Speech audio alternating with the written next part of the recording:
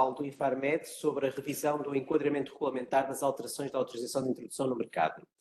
Como sabem, a legislação farmacêutica europeia encontra-se atualmente em revisão, tendo já como reflexo a entrada em vigor a 1 de janeiro de 2025 da revisão do Regulamento Europeu relativo a alterações aos termos das AIMs. Esta revisão tem como objetivo estabelecer um quadro jurídico mais simples, claro, flexível, com o propósito de alcançar ganhos de eficiência, reduzir os encargos administrativos para as autoridades competentes e para a indústria farmacêutica, bem como assegurar um quadro regulamentar assente numa abordagem baseada nos riscos, preservando o mesmo nível de proteção da saúde pública. A Direção de Avaliação de Medicamentos do Infarmed tem sido membro ativo deste processo de revisão, através da contribuição no Grupo de Coordenação para os Procedimentos de Reconhecimento Mútuo e Descentralizado, CMDH, com um papel ativo na revisão dos documentos orientadores relativos aos pedidos das alterações, através da participação do Dr. Rui Vilar, aqui presente.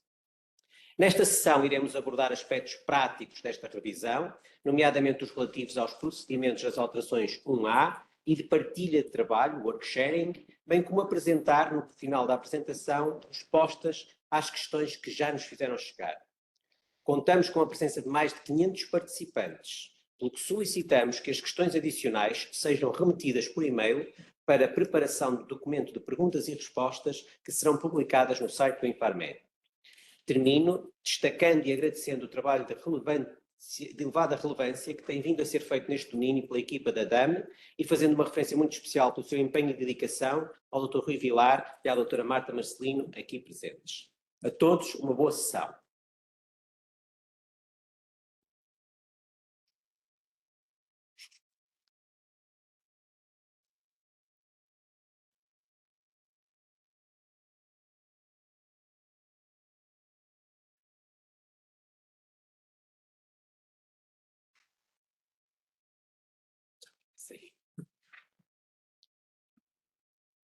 Bom dia a todos. Vamos então dar início à sessão sobre a revisão regulamentar que ocorreu com impacto nas alterações às autorizações de introdução no mercado. O meu nome é Ana Mimoso, eu sou gestora de alterações na UMM, tanto de processos em que a PT é estado de referência, como em processos aprovados por procedimento nacional. Eu, juntamente com a minha colega Sandra Monteiro e o Dr. Rui Vilar, iremos então fazer esta apresentação. Vamos fazer uma parte inicial mais geral de enquadramento e depois passaremos então à parte mais prática das alterações.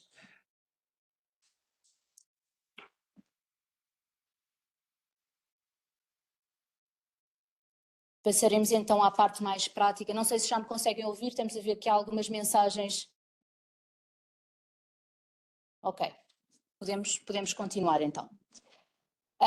Vamos então iniciar aqui a parte do enquadramento desta alteração regulamentar. Portanto, desde 95 que existem regulamentos com impacto na classificação das alterações. O procedimento de reconhecimento mútuo já apareceu em 93, mas até esta altura não existia um regulamento que tivesse impacto nas alterações. Surge em 95 com uma lista das alterações 1As que poderiam ser submetidas. A maior alteração, a maior atualização ocorre depois em 2008 com o regulamento 1234. Este regulamento introduz novos conceitos, a introdução do conceito das 1As do Entel, o conceito de agrupamento e partilha de trabalhos, work sharings, que eram conceitos que até esta altura não existiam, e é a partir da aprovação do regulamento que surge também um documento separado, as orientações de classificação das alterações, que nós normalmente chamamos a guideline das alterações, é a partir de 2008 que surge separado do regulamento. Temos aqui também que em 2012 é aprovado um regulamento. O que acontece neste regulamento é que as autorizações exclusivamente nacionais passam a ser impactadas pela mesma regulamentação que o reconhecimento mútuo e descentralizado até aí. Temos só aqui uma nota, que em 2019 há a criação de uma legislação específica para os medicamentos veterinários, incluindo também as alterações. Esta alteração legislativa também tem impacto neste regulamento que vamos hoje apresentar. Portanto, o regulamento de que estamos a falar é o Regulamento 2024-1701, altera a redação do 1234 de 2008, no entanto, neste momento eles têm que ser lidos em conjunto. Está prevista a publicação de uma legislação consolidada, no entanto ainda não está disponível. Aplica-se ao reconhecimento mútuo, aos centralizados e também aos nacionais. Entrou em vigor a 17 de julho, é aplicável a partir de 1 de janeiro, portanto já está em vigor e não está previsto qualquer período de transição para a aplicação deste regulamento. A aprovação deste regulamento teve impacto em inúmeros documentos. Foram atualizados 16 documentos. Temos aqui uma tabela do lado esquerdo que nos indica todos os documentos que foram atualizados. Eles foram adotados e publicados em outubro do ano passado, já estão disponíveis para consulta. As principais alterações ocorreram tanto nas perguntas e respostas, como no capítulo 3, 6 e 7. Portanto, o capítulo 3, 6 e 7 do Best Practice Guide do CMD diz respeito às alterações 1As, aos grupos e aos worksharings. São também as áreas em que mais nos debruçaremos durante esta apresentação. Portanto, o motivo desta revisão regulamentar foi, por um lado, permitir que os documentos orientadores que são por nós utilizados tenham atualizações mais ágeis e frequentes. É a eliminação da referência aos medicamentos veterinários, como houve a aprovação de um regulamento específico para medicamentos veterinários, neste regulamento deixa de haver a referência aos medicamentos veterinários. Tentamos tornar a gestão do ciclo de vida do medicamento mais eficiente e não podemos também descurar a digitalização, que hoje em dia nos permite diminuir o peso das atividades administrativas por nós desempenhadas, assim como permite integração entre várias bases de dados existentes. Objetivos desta alteração é a simplificação e o aumento da eficiência processual, tanto para as empresas como para as autoridades. Contamos com isso, que seja possível alocar ou realocar recursos para atividades de maior valor acrescentado. Tentamos reduzir o volume de alterações submetidas, simplificando a submissão tanto de grupos como de worksharings. As alterações com impacto em produtos biológicos sofreram um downgrade, deixaram de ser tipo 2 por defeito, e houve também um ajuste no que diz respeito às vacinas, com a experiência adquirida após a pandemia da Covid-19. Uma nota importante é que todas estas medidas foram implementadas, mas nunca descurando os elevados padrões de qualidade, eficácia e segurança dos medicamentos que temos neste momento no mercado e contamos aprovar no futuro. Aqui uma rápida passagem por alguns artigos que foram alterados. O artigo 2 foi alterado. A principal diferença aqui é que na submissão de worksharings e de supergrupos com impacto em diferentes autoridades de referência, a escolha é feita pelo requerente e é aceita diretamente pela autoridade. O CMD só terá intervenção nesta escolha da autoridade de referência caso não haja acordo entre requerentes e autoridades. No número 4, agiliza a atualização das guidelines utilizadas, principalmente com base nas novas classificações resultantes das recomendações ao abrigo do artigo 5º. Portanto, é expectável que periodicamente, anualmente talvez, haja uma revisão da guideline onde possam ser incluídas as novas classificações que foram dadas ao abrigo do artigo 5º. Aqui o artigo 5º sofre pequenas alterações processuais, continua a existir, funciona para alterações não previstas em que é necessário em que é necessário aconselhamento junto às autoridades para perceber qual a melhor categoria para a modificação que se pretende submeter. Artigo 7. A introdução da possibilidade de submissão de supergrupos nas 1As com AIMs nacionais descentralizadas e de reconhecimento mútuo. Artigo 8. Torna obrigatória a submissão anual de alterações 1As, com algumas exceções que também serão vistas à frente. As alterações 1As de notificação imediata, se forem submetidas num supergrupo para várias AIMs ou nos casos enquadrados nas exceções. Portanto, temos aqui as principais alterações práticas e são nestas alterações que a apresentação se focará principalmente. Portanto, nas alterações 1As teremos a submissão anual das alterações, com as exceções já identificadas. Teremos uma maior flexibilidade na submissão de supergrupos 1As. Pode, neste momento, incluir diferentes procedimentos e também a obrigatoriedade da submissão de worksharings em certas circunstâncias, seguindo o calendário da alteração com maior tipificação.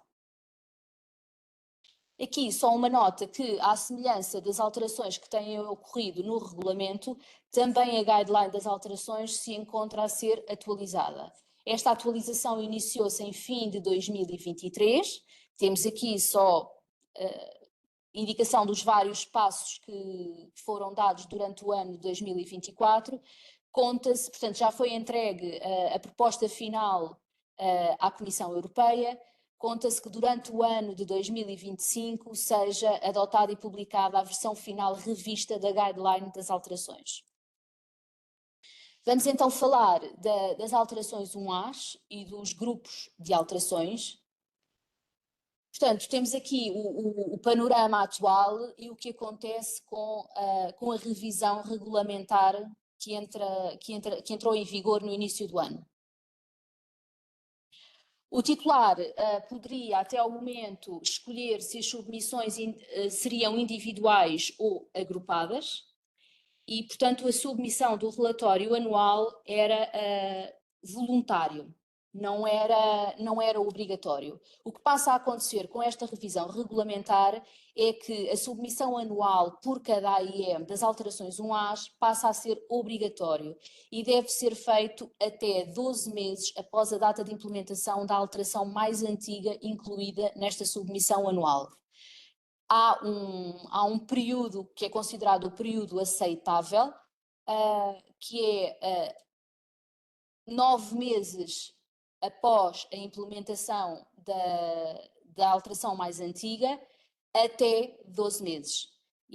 Portanto, as empresas é aconselhável que planeiem a submissão destas alterações para que se enquadrem neste período de tempo. Os pedidos individuais não são aceitos, exceto nas situações acordadas no CMD. É esta a lista que neste momento consta do capítulo 6 do Best Practice Guide do CMD. São estas as situações aceitas como exceção para submissão de alterações isoladas. Temos, por exemplo, o mitigar de escassez de medicamentos no mercado, uma preocupação de saúde pública em que as autoridades considerem necessária a atualização imediata do dossiê, a atualização do dossiê para uma inspeção ou para uma transferência de titular, em casos excepcionais a pedido de autoridades competentes, por exemplo, de um país terceiro, ou então em situações em que a alteração 1A até foi submetida na submissão anual, no entanto foi recusada, mas as autoridades competentes solicitaram uma submissão imediata após a recusa uma resubmissão imediata após a recusa da alteração. Estas são as exceções que neste momento estão acordadas no CMD. Acreditamos que esta lista possa ser dinâmica, possam ser incluídas outras situações que vão sendo detectadas a partir de agora com a experiência da aplicação do novo regulamento. No entanto, estas são as exceções que estão listadas. Portanto, para submissão de alterações 1As, existe, a partir de agora, 3 opções. Portanto, até agora poderiam existir grupos ou com uma alteração e várias AIMs, ou com várias alterações e várias AIMs, ou com várias alterações para uma única AIM. Não era possível agrupar AIMs puramente nacionais de diferentes países. A partir de agora, passa a ser possível incluir nos supergrupos de 1As uma ou várias 1As submetidas em conjunto para várias AIMs, que podem ser descentralizados, reconhecimento mútuo ou nacionais, com a nota de que, se incluir estes 3 tipos de procedimentos, só poderão ser 1As da categoria A e B da Guideline. Para que sejam supergrupos que incluam alterações da categoria C da Guideline, só podem incluir procedimentos descentralizados e de reconhecimento mútuo e com o mesmo Estado-membro de referência. Outra opção para submissão das 1As. Aquilo que até agora era facultativo passa a ser obrigatório, que é a submissão anual das 1As, numa única submissão para uma única AIM. É possível incluir nesta submissão anual as alterações de notificação imediata, mas apenas nos casos em que a submissão anual está prevista imediatamente após a implementação da 1A de notificação imediata. Ou seja, não é aceitável atrasar a notificação da 1A de notificação imediata com o argumento de que será incluída na submissão anual. Mais uma vez, temos aqui indicado o prazo é ser submetido entre 9 a 12 meses após a implementação da alteração mais antiga que consta da submissão anual. Esta é a regra. Também é possível as 1As serem submetidas com outras alterações de tipo 1B, de tipo 2. Esta possibilidade já existia. Devem estar, no entanto, relacionadas entre si. Isto não foi alterado. Qualquer grupo de alterações tipo 1B, tipo 2, tem que ter alterações que estão relacionadas entre si. Até agora já era assim que acontecia. Temos aqui um pequeno resumo. Portanto, para as 1As, temos a possibilidade de submissão anual para uma AIM, submissão de supergrupos de 1As para várias AIMs, e também é possível a submissão de 1As isoladas, mas apenas nos casos excepcionais. As 1As de notificação imediata podem ser incluídas nas submissões anuais desde que não atrasem a sua notificação e podem, como são grupos de alterações 1As, tal como acontecia até agora, não precisam de estar relacionadas entre si. Temos também a possibilidade da submissão das 1As em agrupamentos de 1Bs e de 2, mas neste caso têm que estar relacionadas entre si. Deixamos aqui um pequeno esquema que ajuda a perceber em que situações é que podemos submeter 1As como supergrupos, como uma submissão anual ou então a submissão de 1As isoladas.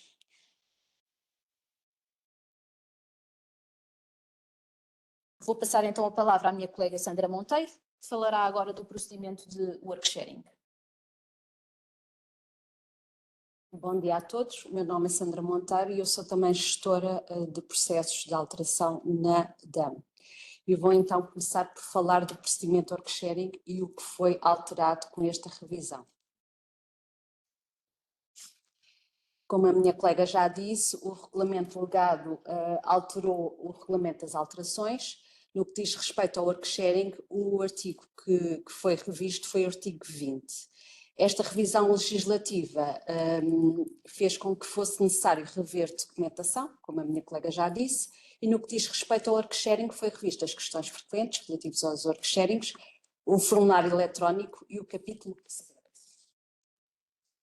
As principais alterações que foram feitas no procedimento de worksharing foi, no âmbito da sua submissão, as AIMs que podem ser incluídas, o calendário e a escolha da autoridade de referência.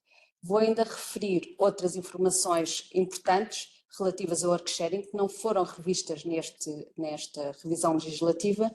No entanto, como é expectável que aumente o número de submissão de worksharings, acho que é sempre importante ressalvar aspectos que podem influenciar a qualidade da submissão dos worksharings.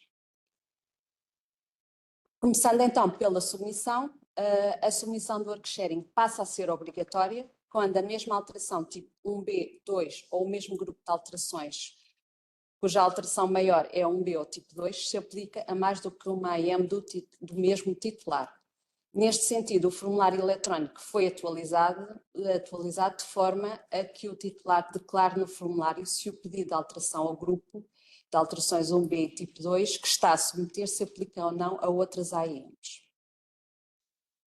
Aqui é apenas para localizar visualmente onde é que está inserida no formulário esta declaração.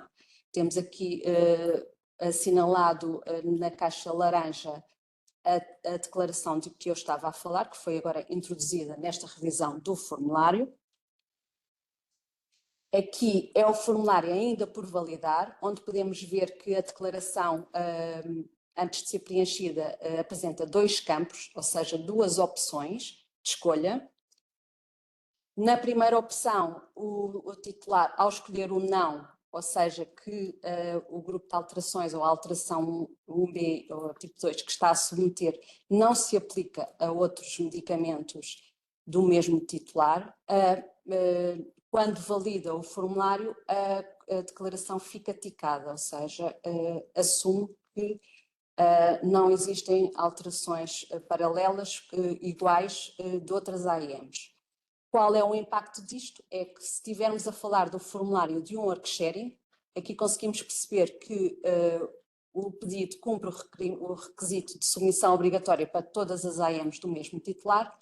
No caso de se tratar de um formulário de uma alteração isolada ou de grupo 1B e tipo 2, também permite concluir que não é aplicável o procedimento de worksharing e, neste ponto, o processo é validado.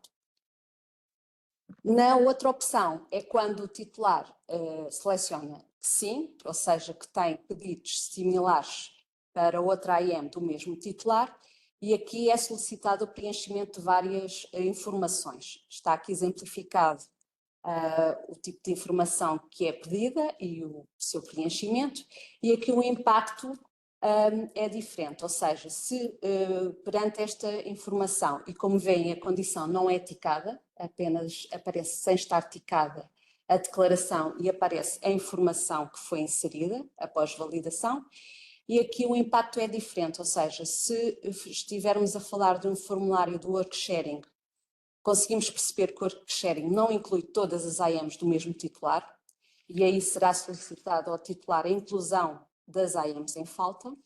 Se estivermos a falar de um formulário de uma alteração isolada ou do grupo 1B e tipo 2, verificamos que aqui deveria ser aplicado o worksharing e será solicitado ao titular a submissão de um worksharing.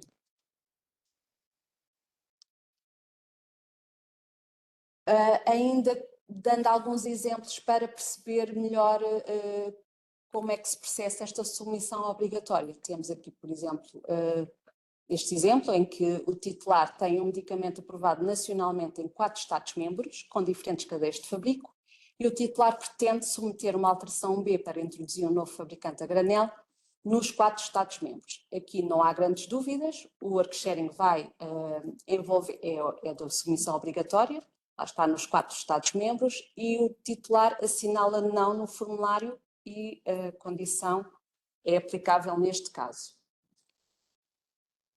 Aqui neste exemplo é um bocadinho diferente, em que temos o titular na mesma com o medicamento aprovado nacionalmente em 4 Estados-membros, no entanto aqui só pretende introduzir o novo fabricante em 2 Estados-membros, no Estado 1 e no Estado 2, nos outros não pretende introduzir este fabricante.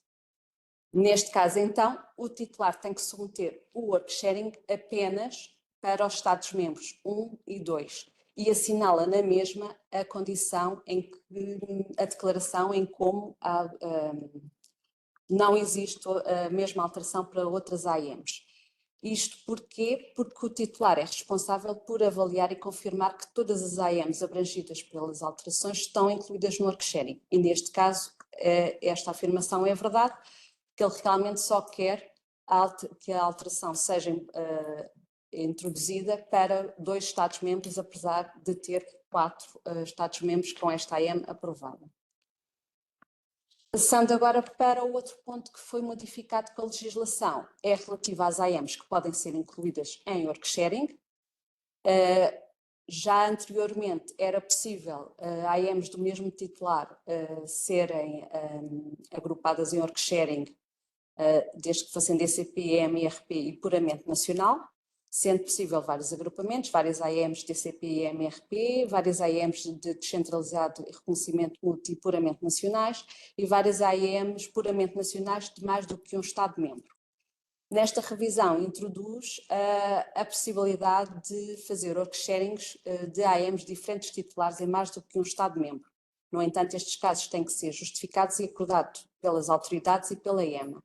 Um exemplo desta situação são os consórcios, que é aplicável, por exemplo, aos estudos que são feitos em consórcio. Uma informação importante é que AMs puramente nacionais aprovadas em apenas um Estado-membro não podem ser incluídas num work sharing. Aqui têm que ser submetidas nacionalmente como grupo ou isoladas. Quanto ao calendário, que é outro dos pontos que foi alterado com a revisão legislativa, passamos de um calendário de 60 dias, que era aplicável independentemente da tipificação das alterações incluídas no work sharing, para um calendário de 60 dias, para alterações tipo 2 ou agrupamento que incluem alterações tipo 2, e para um calendário de 30 dias para work sharings com alterações 1B ou agrupamentos com alterações 1B. Aqui, no fundo, é um resumo daquilo que eu disse até agora, de forma a ser mais claro esta revisão que foi efetuada. No fundo, passamos de uma submissão facultativa para obrigatório. O calendário passa a ser determinado pela alteração maior incluída no work sharing e, em termos das AMs que podem ser incluídas, temos a novidade de poder fazer work sharings de AMs de diferentes titulares em mais que um Estado-membro. O ponto seguinte, que também foi alvo de revisão, é a escolha da autoridade de referência, em que aqui é expectável que o Estado-membro de referência, com a maioria das AMs incluídas no work sharing, seja o escolhido pelo titular da AM e que também é expectável que esse Estado-membro de referência aceite ser autoridade de referência. Aqui uma ressalva é que, no caso de haver um work sharing com várias AMs nacionais que estejam a ser adaptadas a um dossiê atualizado noutro Estado-membro, é recomendado, e isto está no capítulo 7, que esse Estado-membro seja a autoridade de referência. Passando um pouco em mais de detalhe ao procedimento da escolha da autoridade de referência, no fundo o titular escolhe a autoridade de referência tendo em conta os critérios que eu disse anteriormente, e a autoridade de referência tem 7 dias para confirmar a sua disponibilidade. Em caso de indisponibilidade, o titular deverá contactar de imediato a próxima autoridade de referência preferencial, possivelmente tendo em conta o número de AMs que está envolvido e que tem maior representatividade. Depois, em caso de nenhuma das autoridades de referência demonstrar disponibilidade, o titular da AM deve solicitar ao CMD a escolha, no fundo, e a nomeação da autoridade de referência. Aqui a novidade é então que a autoridade de referência é escolhida pelo titular, mas não necessita da confirmação por parte do CMD, e o CMD só é envolvido quando não é possível encontrar uma autoridade de referência para o work sharing. Aqui vou passar, no fundo, àquele ponto que eu tinha referido anteriormente, que é as informações relevantes que não foram propriamente alteradas nesta revisão, mas que são importantes relembrar e ter em consideração quando forem submeter um work sharing. No fundo, a carta de intenção, que está disponível no CMD ou template e que não foi atualizado nesta revisão, deve ser submetida em conjunto com a solicitação do número de procedimento, autoridade de referência. Em caso de haver agrupamento de alterações, deve estar incluída essa justificação no agrupamento e é necessário ter em consideração que a aceitação do agrupamento descrito na carta de intenção não exclui a possibilidade de haver questões sobre o mesmo após a sua submissão. Aqui, outro tópico que também está no capítulo 7, que é importante relembrar, é que as alterações devem ser aplicáveis de igual forma aos medicamentos incluídos no work sharing, sem necessidade limitada, com necessidade limitada, peço desculpa, enganei, com necessidade limitada ou nula de uma avaliação específica por cada medicamento, e caso se verifique que as alterações exijam uma avaliação específica e individual para cada medicamento, podem ser recusadas pela autoridade de referência, quer na validação ou avaliação. Tenho aqui, por exemplo, este caso em que o titular propõe nomes de fantasias diferentes para cada Estado-membro e aí, neste caso, o work sharing seria recusado porque o nome proposto é diferente para cada Estado-membro e o que implicaria a sua avaliação individual e aí o motivo da recusa. Caso o nome proposto fosse o mesmo, aí deveria ser solicitado por meio de work sharing. Outro ponto importante que é importante salientar é que não é um pré-requisito que as AMs incluídas no work sharing estejam harmonizadas anteriormente, mas sim que o resultado seja o mesmo para todas as AMs incluídas. Mais uma vez tenho aqui um exemplo para ser mais claro esta informação. Temos um titular que tem cadeias diferentes de fabrico antes da submissão do work sharing. O work sharing é para introduzir o fabricante do produto a granel, nos 4 Estados-membros neste caso. Aqui, como vemos, as AMs não estão harmonizadas anteriormente, mas o resultado do work sharing é igual para todas, ou seja, a adição do fabricante a granel. Outras informações importantes é que, no caso de haver work sharings com AMs puramente nacionais, com atualizações no RCM e FI, as alterações propostas devem estar descritas detalhadamente em inglês na tabela atual proposto, isto de forma a ser possível uma avaliação mais célere. É obrigação do titular também garantir que as alterações propostas se aplicam de igual forma a todos os medicamentos incluídos no work sharing, isto na informação do medicamento, e é importante que no work sharing com agrupamento de alterações deve ser submetida a documentação de suporte separada para cada alteração. Aqui uma nota que é possível que ainda não vos tenha surgido, mas no futuro irá surgir, que é como é que se submete os textos no work sharing quando já temos textos com alterações 1A implementadas, mas para as quais ainda não foi submetida a submissão anual. A resposta é que, como as alterações 1A já estão implementadas internamente no sistema de qualidade do titular, devem ser incluídas no texto proposto no work sharing com a nota que estas serão incluídas posteriormente na submissão anual que ainda não foi submetida. Por outro lado, temos aqui outro caso que também poderá surgir, que é textos de RCM e FI com alterações implementadas, mas que antes da submissão, anual é aprovado um work sharing. Aqui os textos irão ser submetidos na submissão anual e deverão incluir uma nota de que já foi aprovado um work sharing e incluir a data em que esse work sharing foi aprovado. Ou seja, faz-se uma versão consolidada. Vou passar agora ao ponto seguinte, que é desafios e conclusão. E consideramos que um desafio que vamos enfrentar é o preenchimento minucioso e atento da documentação, isto para facilitar a validação, uma vez que vamos ter submissões com elevado número de AIMs com diferentes procedimentos, vamos ter submissões com elevado número de alterações, vamos ter uma submissão anual com elevado número de alterações sem relação entre si. Depois será também importante a gestão na submissão anual para o cumprimento dos prazos definidos que a minha colega falou, para a exclusão dos casos excepcionais e para a inclusão ou a exclusão de 1As, segundo a regra que a minha colega Ana Mimoso também falou. Ainda temos, e estamos agora com esta introdução desta alteração do regulamento, estamos perante uma alteração do paradigma atual, em que temos diminuição das submissões 1A individuais e aumento das submissões anuais e de supergrupos. É expectável também haver um aumento de submissão de work sharings, o que também será um desafio para as agências, porque vão receber e gerir as submissões anuais de 1As.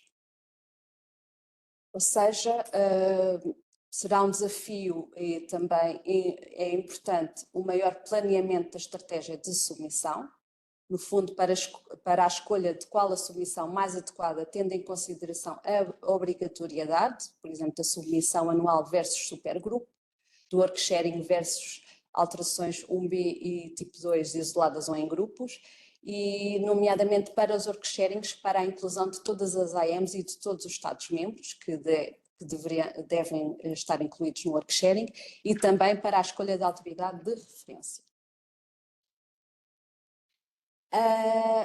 Como conclusão, consideramos que esta revisão favorece o aumento da submissão de agrupamentos, de alterações e de AMs por múltiplos fatores, quer seja pela obrigatoriedade e pela possibilidade de novos agrupamentos, e favorece também, por outro lado, a diminuição das submissões isoladas, permitindo assim uma gestão consolidada das alterações, ou seja, submeter e gerir alterações em simultâneo com pontos em comum, quer sejam AMs semelhantes ou alterações semelhantes. Para concluir, e de uma forma que considero que seja importante, tenho aqui esta pirâmide, em que no centro está o planeamento, e que consideramos que será, no fundo, a base de do futuro, relativamente a esta revisão, porque será importante para depois haver uma submissão, uma validação e finalização fluida, haver este planeamento por parte da indústria, no planeamento das submissões e na informação de qualidade e detalhada do processo, e também um planeamento da parte da autoridade para haver o planeamento das atividades para a adequação à resposta às mudanças dos padrões de submissão, que vão acontecer durante todo o ano. E da minha parte termino e passo ao meu. Ora, muito obrigada. Um especial agradecimento às colegas Ana Mimoso e Sandra Monteiro, que partilharam então connosco o âmbito desta revisão do Regulamento das Alterações, muito focado neste momento nas alterações tipo 1A e nos procedimentos de partilha de trabalho, vulgarmente designados por work sharing. Nós efetivamente temos acompanhado de forma bastante participativa, particularmente ao nível do Grupo de Coordenação dos Procedimentos de Reconhecimento Mútuo e Descentralizado, o CMDH, toda a facilitação através da emissão de Best Practice Guides, documentos orientadores que permitam também ter uma visão alargada e prática desta mudança, que certamente é um desafio a todos, como podemos agora verificar.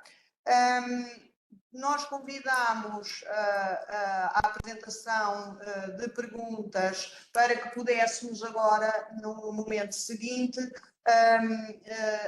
apresentar o máximo de respostas possíveis. Portanto, nós selecionámos a maior parte das questões especificamente relacionadas com esta revisão regulamentar e, portanto, desde já passo a palavra ao colega Rui Vilar, diretor da área, e que tem acompanhado de perto toda esta revisão junto da equipa interna e também a nível da União Europeia. Muito obrigada e passemos então às perguntas e respostas. Obrigada. Obrigado, Marta, e obrigado, colegas, e bom dia a todos os que estão a acompanhar esta sessão connosco.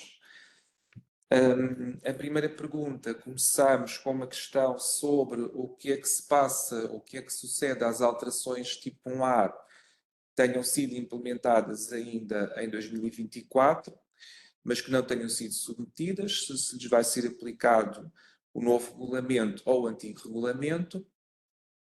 Isto já foi clarificado juntamente junto da Comissão Europeia, e as alterações que tenham sido implementadas em 2024 podem continuar a ser submetidas de acordo com o regulamento que estava em vigor em 2024. Um aspecto prático que pode ajudar a compreender esta resposta é que uma alteração que agora, implementada em 2025, não poderia ser submetida como isolada porque tinha que ser na submissão anual. Se foi implementada em 2024, pode na mesma continuar a ser submetida como uma alteração isolada. Acrescentámos também que, se por coincidência a alteração implementada em 2024 estiver pensada para ser submetida na mesma altura que a submissão anual, essa alteração também pode ser incluída na submissão anual.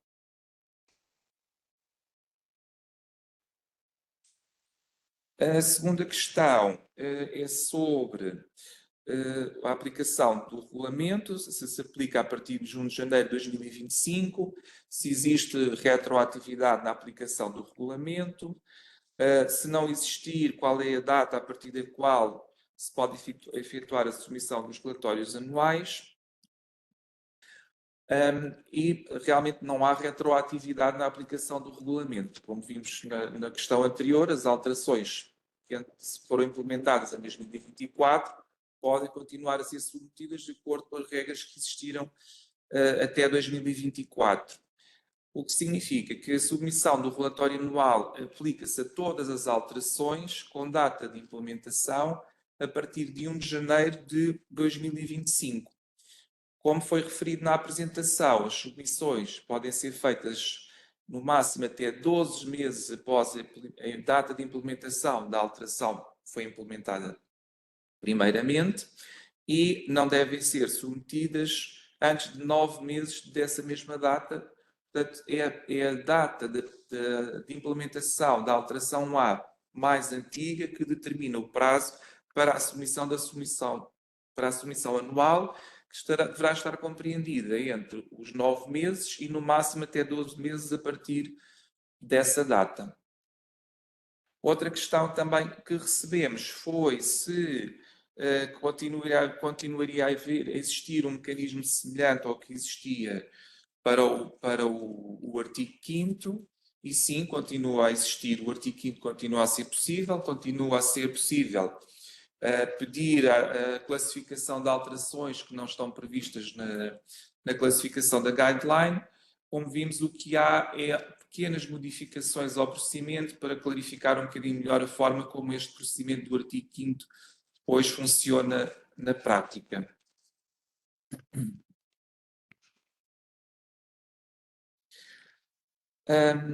Esta questão, relativamente ao grau de relação entre as alterações 1A de implementação imediata e as alterações 1A para que possam ser agrupadas e submetidas fora do relatório anual, e também uma questão semelhante, se estas alterações podem ser juntas em grupos para implementar modificações decorrentes do PRAC, que são alterações obrigatoriamente de notificação imediata, e a resposta é que não é possível a submissão de grupos que contenham apenas alterações 1A e alterações 1A de implementação imediata.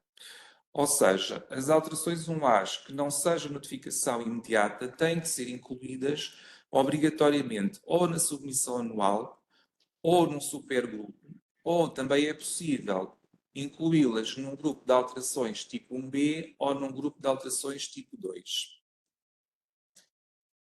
Relativamente à questão seguinte, se a submissão anual só considera as alterações 1A, sim, a submissão anual é especificamente só para as alterações de tipo 1A.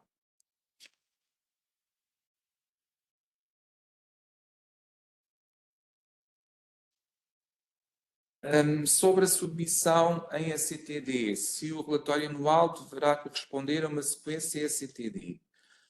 A submissão anual deve corresponder a uma sequência ACTD. Voltamos aqui a reforçar que vamos passar a ter grupos muito grandes. Nós já temos atualmente grupos muito grandes, o seu número é que vai aumentar. Pedimos que a submissão seja o mais claro possível quanto às alterações que têm impacto na atualização das várias secções do módulo do dossiê CTD. O que muitas vezes nos acontece é termos duas formas de submissão, que são submissões em que cada categoria de alteração é identificada de forma clara que é que corresponde e qual é a modificação que é feita, ou por outra, qual é o módulo do CTD que está a ser atualizado. E essas alterações para nós são muito mais rápidas de ver, mas também temos submissões em que vai uma lista de alterações e é muito difícil perceber para que parte do dossiê que está a ser alterado, com que alteração, e por vezes até perceber se algumas alterações eram ou não eram necessárias estar naquele pedido. Portanto, é um dos desafios que temos. Vamos aumentar ainda mais este tipo de submissões, conseguimos escrever para quem vai ler também, ser rapidamente claro que alterações são, que secções do CTD mudam, porque para nós também será muito mais rápido conseguimos responder a vocês muito mais depressa. A seguir, nas alterações 1As, vão existir exceções que permitem a sua submissão isolada fora do relatório anual. Por exemplo, uma nova apresentação que requer a atribuição de número de registro pode ser submetida fora do relatório anual. Para a parte da resposta é que sim, existem exceções para a submissão de alterações que não são de implementação imediata, mas fora da submissão anual. Estas exceções estão listadas no capítulo 6 das instruções que foram publicadas pelo CMD para que acompanham esta revisão do regulamento. Como também foi referido pelas minhas duas colegas, este documento há de ser atualizado à medida que vão surgir novas situações, a que vamos adquirindo experiência e, de facto, para quem já consultou, teve a oportunidade de consultar o capítulo 6, neste momento este caso concreto não está previsto no capítulo 6, não está incluído nas exceções, mas teríamos que o tomar em consideração, porque realmente a embalagem depois, até para ser comercializada, irá necessitar do número de registro.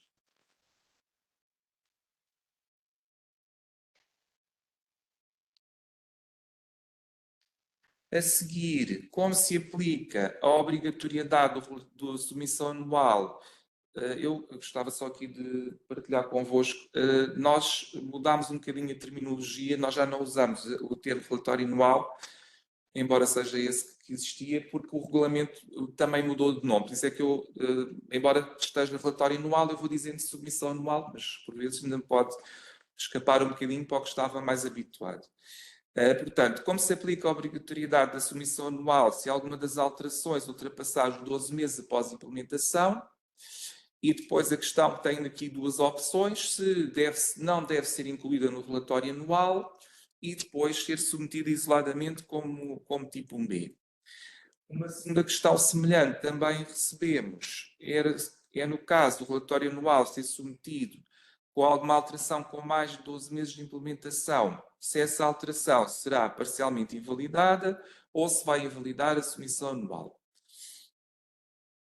Nós voltamos a realçar que é importante que procurem fazer o vosso planeamento e evitar sempre que possível termos estas situações de exceção. Eu julgo que isto para as empresas são situações de exceção, são sempre situações que dão mais trabalho e para nós também, qualquer situação de exceção é sempre uma situação que nos dá mais trabalho. De qualquer modo, em situações excepcionais, em que as alterações que estão a ser incluídas na submissão anual têm já uma data de implementação superior a 12 meses, devem na mesma ser incluídas na submissão anual como alteração tipo 1A. Portanto, não devem ser passadas para um B para ser submetidas isoladamente e também não podem ser incluídas como um B na submissão anual, porque essa é só para alterações 1A. Nestas situações, essa alteração com implementação superior a 12 meses não vai ser recusada, nem a submissão anual vai ser recusada pelo facto de conter uma ou outra alteração que tenha já passado, a data de implementação já tenha sido há mais de 12 meses.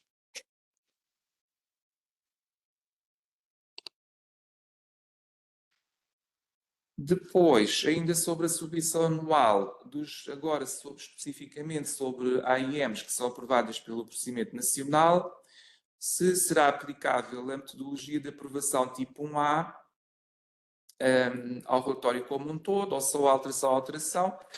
Esta questão faz aqui referência à circular que publicámos o ano passado sobre a alteração da metodologia que o Infarmed está a aplicar às alterações 1As ou grupos de alterações que só contêm alterações 1As. E nós iremos continuar a aplicar esta metodologia, embora nós lhe chamemos submissão anual. De facto, a submissão anual é um grupo de alterações 1As para uma AIM, portanto, vamos continuar a aplicar a mesma metodologia. Tal como para todos os grupos. O grupo pode ser aprovado, pode haver aprovação parcial, pode haver indeferimento.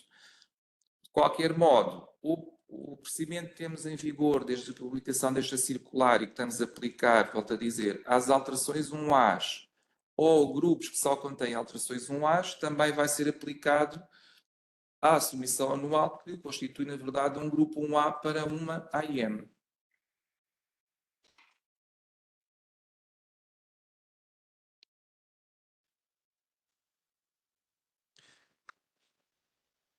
Esta questão, no caso de alteração tipo 1A, inclui no relatório anual que afeta a informação do medicamento, em que momento é que depois pode ser atualizado a informação no RCM e folheto informativo? Aqui a questão fala especificamente para medicamentos aprovados por procedimento nacional, mas a questão é comum a todos os tipos de procedimentos, porque a implementação prévia de alterações 1As é independente da AIM ser nacional, ou ser de reconhecimento mútuo, ou ser descentralizado.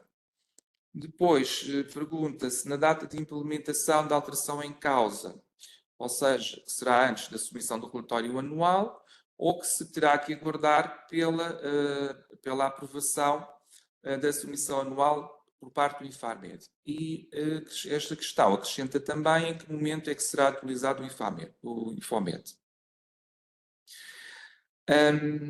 A atualização do RCM e do folheto, que decorra de uma alteração que depois só irá ser submetida, incluída na submissão anual, pode ser efetuada a partir do momento em que a empresa implementa a alteração no seu sistema de qualidade. No fundo, esta regra mantém-se, não é? O regulamento, esta nova versão do regulamento não altera em nada este aspecto. As alterações de 1A são sempre implementadas antes da notificação ao Infarmed e, portanto, os textos podem ser atualizados com a nova informação que está relacionada com aquela alteração. Nós, de momento, o que temos previsto é que o Infarmed seja atualizado quando for aprovada a submissão anual. Esta situação não é diferente do que já acontecia, porque já existiam alterações tipo 1A que eram implementadas antes da sua submissão e podiam incluir alterações ao RCM e ao folheto, que as empresas podiam implementar previamente a enviarem a sua alteração, o seu pedido de alteração para o Infarmed. Por outro lado, as alterações que têm um possível impacto nos textos e que não são de implementação imediata, porque parece-nos que a questão aqui está relacionada com isto, não é? Alterações que não são de implementação imediata são alterações que não têm impacto na utilização do medicamento. Contudo, nós continuaremos a acompanhar esta situação, ver que outras situações que possam surgir e que nos possam levar aqui a considerar uma forma diferente de abordar este caso. De qualquer forma, também gostava aqui de referir que o regulamento para as alterações tipo 1A baseia-se na possibilidade das empresas aplicarem diretamente as alterações de imediato, sem ter que haver uma interação prévia com as autoridades do medicamento. Portanto, como referi, iremos continuar a acompanhar que situações é que possam surgir e, se for necessário, proceder a algum ajuste.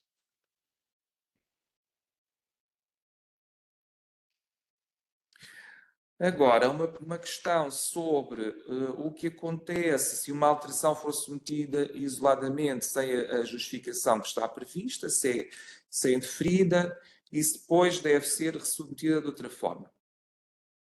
Aqui recordava outra vez a primeira questão, portanto, se tratar de uma alteração 1A implementada em 2024, a alteração pode ser submetida isoladamente e não é necessária nenhuma justificação, ou por outro lado, a justificação é que já tinha sido implementada em 2024. As alterações implementadas em 2025 só podem ser submetidas isoladamente se estiverem nas exceções que estão descritas no capítulo 6 e que foi também referido no início da apresentação.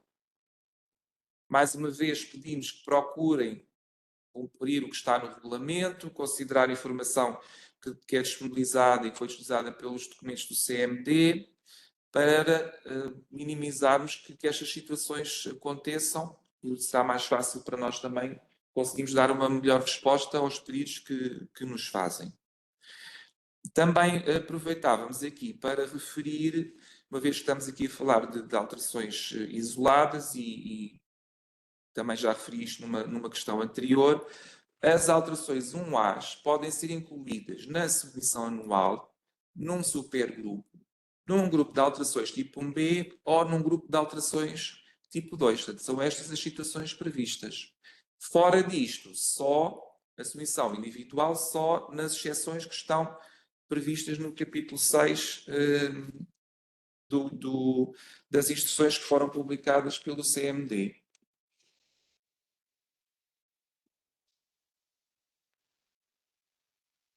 Continuamos aqui com uma questão sobre a submissão anual de alterações. Relativamente à submissão anual para as alterações tipo 1A, uma das exceções é a necessidade de ser emitido um CPP para um país terceiro ou existir uma necessidade crítica. Como é que, na prática, operacionalizamos esta situação e se é necessário submeter algum documento que justifique esta exceção. A submissão individual de uma alteração abrangida pelas exceções é feita tal qual como existia no passado, ou seja, quando nós quando estamos nestas situações, que são situações que são previstas no capítulo 6, portanto posso fazer uma submissão individual, é como se pensarmos como é que fazíamos a submissão de alterações individuais em 2024. Faz exatamente da mesma maneira. Não há nenhum documento específico novo para acrescentar, para justificar porque é que esta alteração 1A está a ser submetida imediatamente em vez de ser acrescentada na submissão anual. A única coisa que vos pedimos e que depois também vão ver que haverá uma atualização sobre isto nas instruções, é que o formulário do pedido inclua qual é a justificação para a submissão individual da alteração. Portanto, não é necessário nenhum documento. No próprio formulário ser incluída uma justificação que será simplesmente referir que é uma exceção prevista no capítulo 6.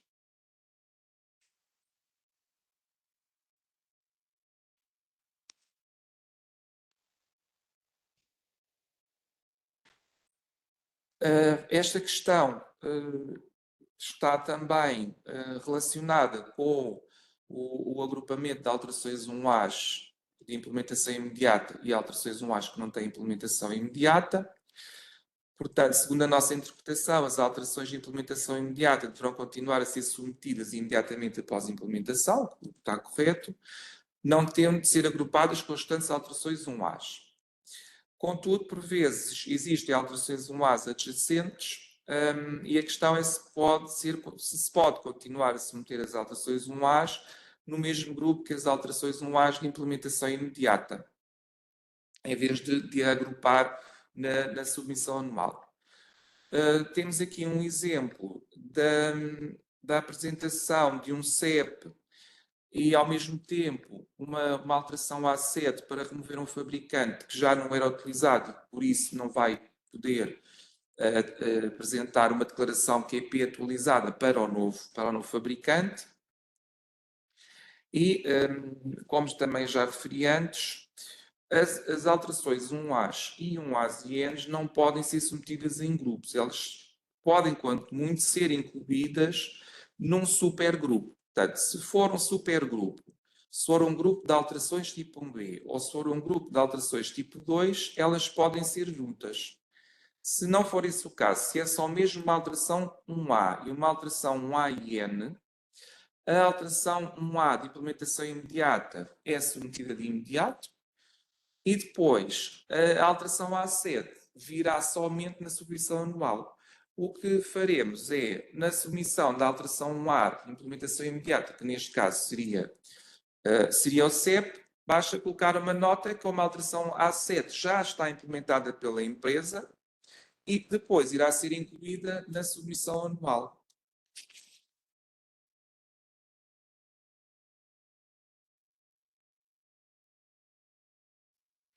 Agora aqui são duas questões sobre a submissão sobre a submissão anual, como é que é feita no SNU, como é que é a documentação. A primeira questão, como submetemos o relatório anual no SNU e se é como um grupo 1A. No caso da submissão anual de alterações 1As, como será operacionalizada a submissão, se envia a submissão por SESP acompanhado de toda a documentação ou se é necessário submeter as alterações individualmente no SNU Alter. Como já referi também, as submissões anuais são grupos 1As para uma AIM, portanto, são submetidas como grupos 1As, não são submetidas individualmente. São submetidas como grupos 1As, tal como já submetíamos grupos 1As até agora. Aqui não há nenhuma diferença. A documentação, como é que vai? É exatamente como na submissão dos grupos. Acrescenta o ficheiro que faz a ligação para o SESP na submissão do grupo.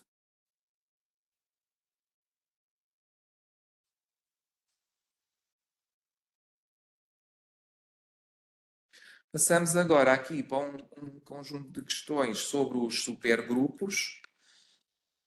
A primeira questão é se este tipo de alterações serão obrigatórios, recomendados ou voluntários.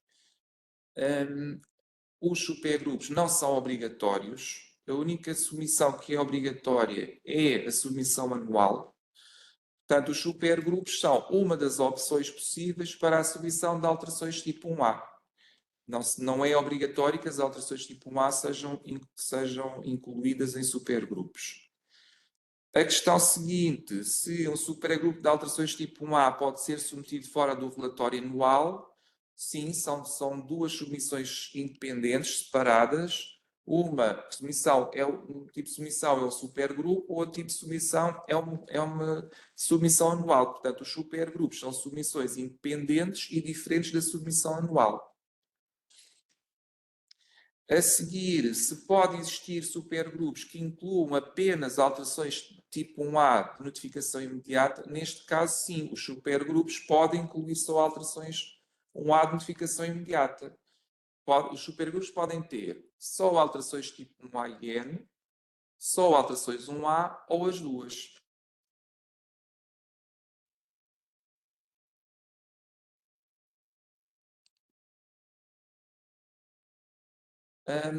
Relativamente aqui a este aspecto que nós também já referimos, que realmente haverá um número maior de alterações que serão incluídas quer nas submissões anuais, quer nos supergrupos, qual o risco de não ser possível o cumprimento dos prazos definidos na legislação para a aprovação das alterações?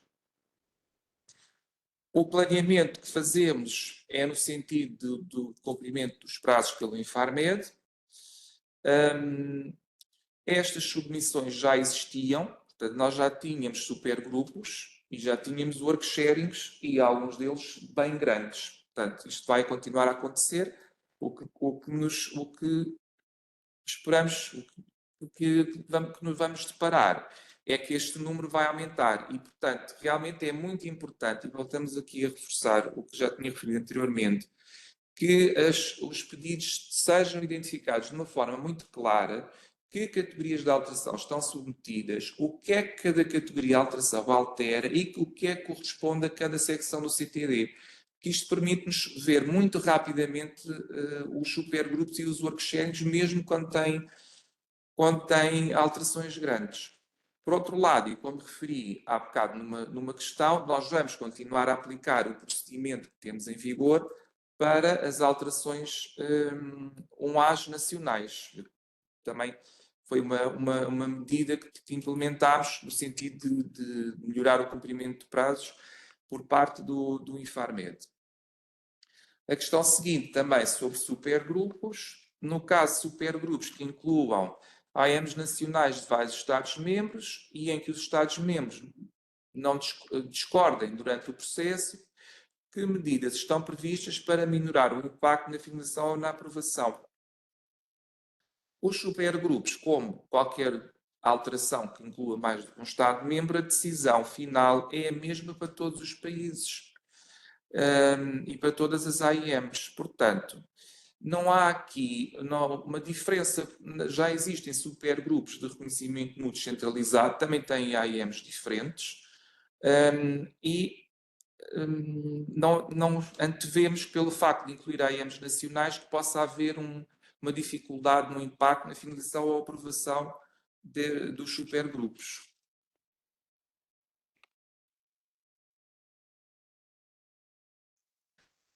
Continuamos aqui com uma questão sobre supergrupos. Caso um supergrupo inclua apenas AMs nacionais em Portugal, ou se incluir reconhecimentos mútuos ou descentralizados e pelo menos uma AM nacional em Portugal, como será feita o código da alteração ou do supergrupo?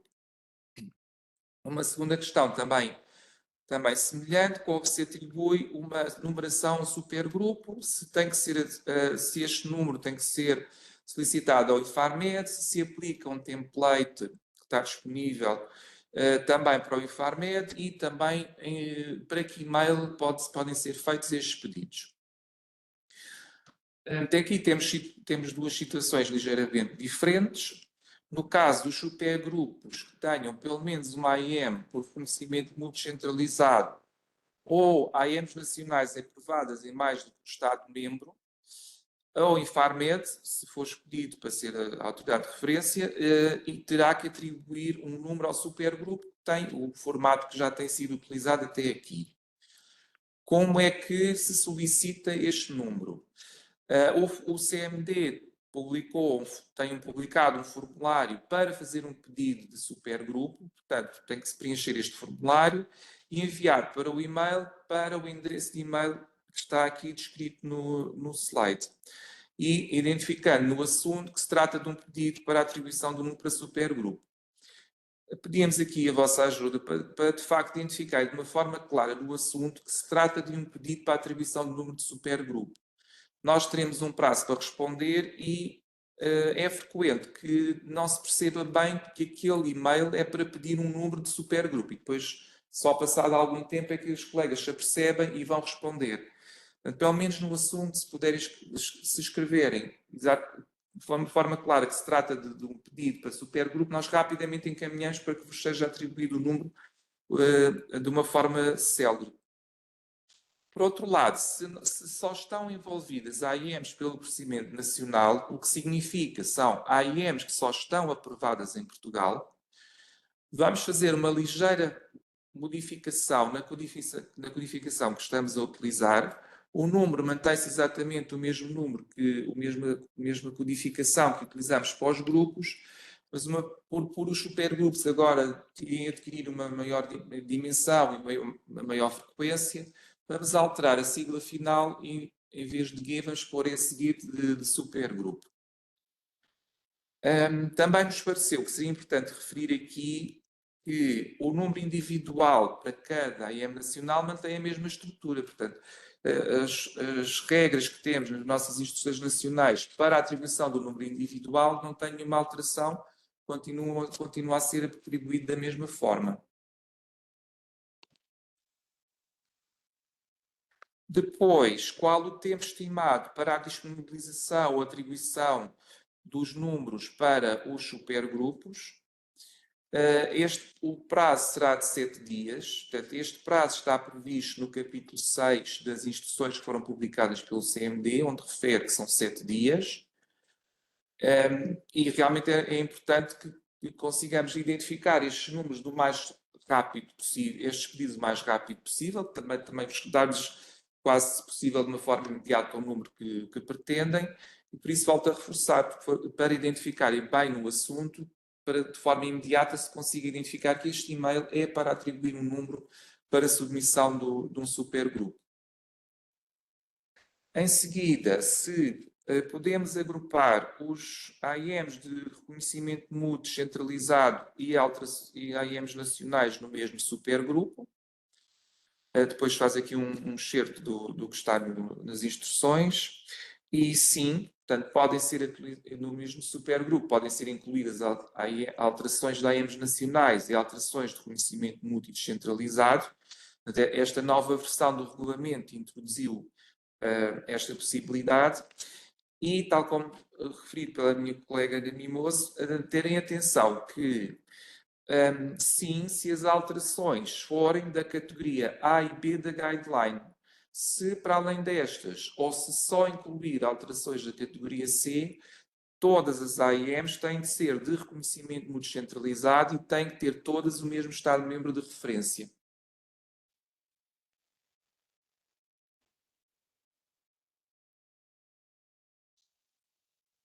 Esta questão também sobre supergrupos, verificámos, de acordo com os documentos que estão publicados, que nos supergrupos é obrigatório que as alterações incluídas sejam aplicáveis a todas as AIMs.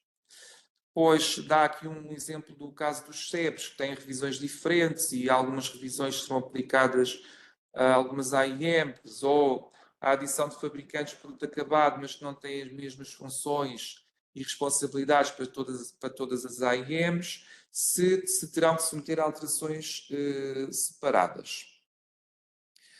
Portanto, pergunta se confirma e se as alterações e a documentação aplicáveis serão idênticas, mas terão de submeter a alterações separadas. E depois refere habilitando o burden administrativo.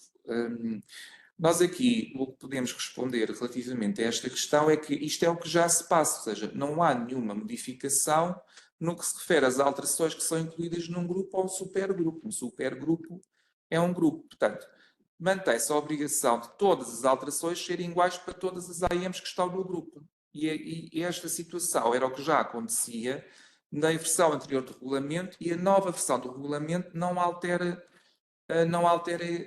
este aspecto. Portanto, neste caso, só podem ser agrupadas alterações que sejam iguais para todas as AIMs que estão no supergrupo, ou seja, a mesma versão do CEP, o mesmo local de fabrico ou a mesma função.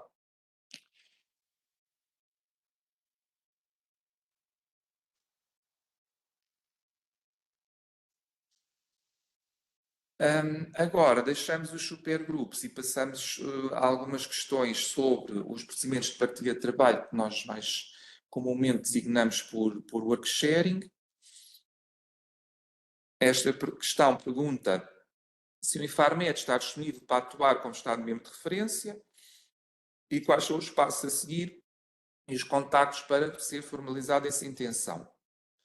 E as mesmas questões para as AIMs que são aprovadas por procedimento de reconhecimento mútuo e procedimento descentralizado. Aqui, sim, o Infarmed está disponível para atuar como Estado-membro de referência. Nos documentos que estão publicados pelo CMD, que também foram aqui referidos, existem algumas regras para serem aplicadas, para ser escolhido o país que vai ser a autoridade de referência para o work sharing. Portanto, nós também seguiremos estas regras. Se forem situações em que aquelas orientações determinam que será o Infarmed a aceitar, nós aceitaremos automaticamente, mas também pode suceder o contrário. Se aquelas orientações determinam que deveria ter sido o outro Estado-membro de referência a ser aceito, nós poderemos não aceitar esse pedido para atuarmos como Estado-membro de referência no work sharing. Como é que são feitos os pedidos? Os pedidos é semelhante ao que acontece com os supergrupos. Portanto, os pedidos para a atuação de Estado-membro de referência são feitos preenchendo um formulário para pedido de submissão de um work sharing, que é um formulário que já está publicado pelo CMD.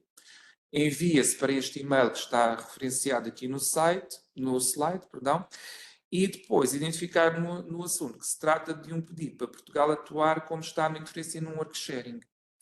Aqui, à semelhança do que tinha dito para os supergrupos, e porque o prazo de resposta também são 7 dias, também é importante que identifiquem de uma forma clara no assunto que aquele e-mail se diz respeito a um work sharing e para a atribuição do número, para nós também podermos rapidamente pegar neste pedido assim que ele entre e vos possamos responder o mais célebre possível.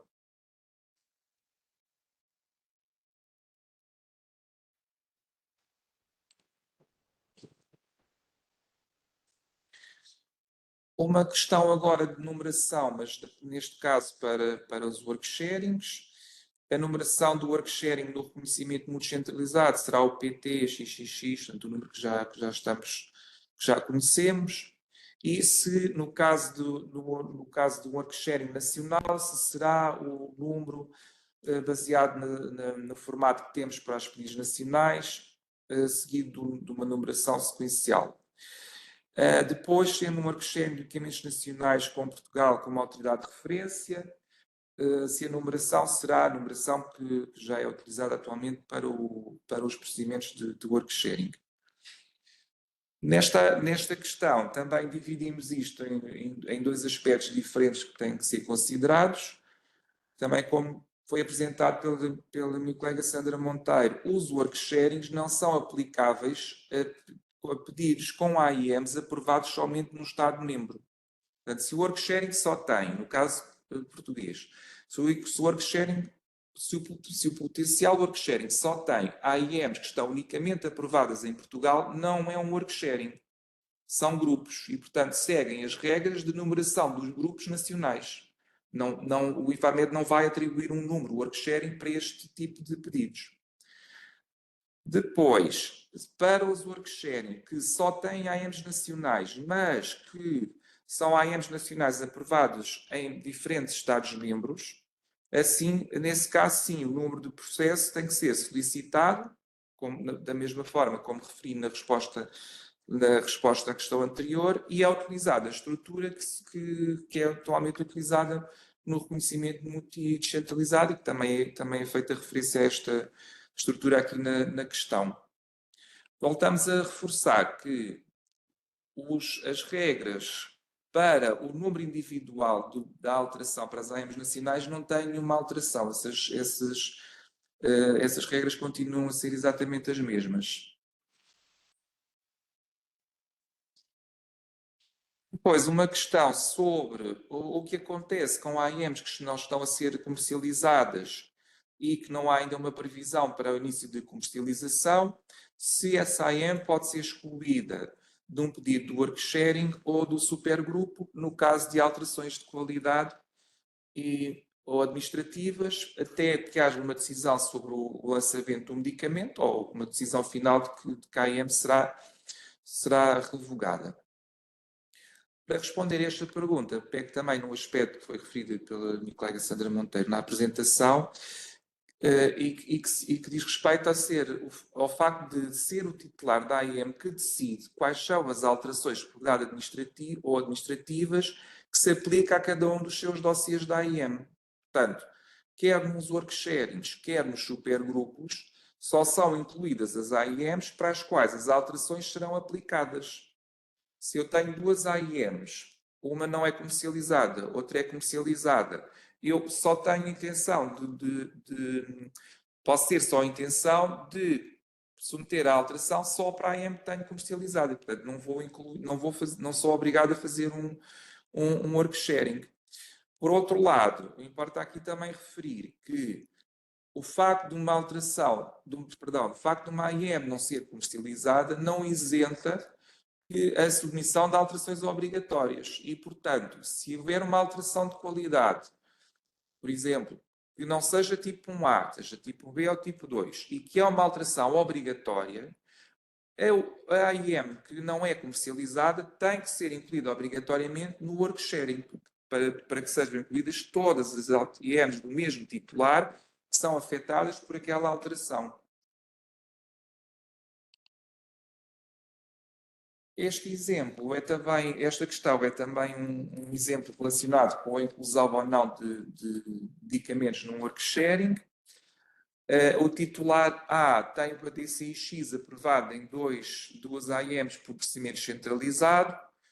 Há um dos procedimentos que é gerido por um grupo empresarial que é o próprio titular e depois uma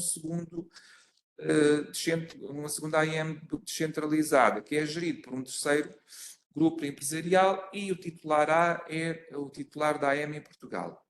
E a questão é se as alterações de segurança 1B podem ser submetidas isoladamente para cada uma das AIMs, ou se tem que haver uma articulação entre o titular A e o grupo empresarial terceiro para a submissão de um work sharing. Neste caso, aplica-se a regra dos work sharings, da obrigação dos work sharings. Ou seja, se as AIMs pertencem ao mesmo titular da AIM, neste caso o titular A, e se as alterações 1B se aplicam de igual modo às duas AIMs, têm obrigatoriamente que ser submetidas num pedido de work sharing.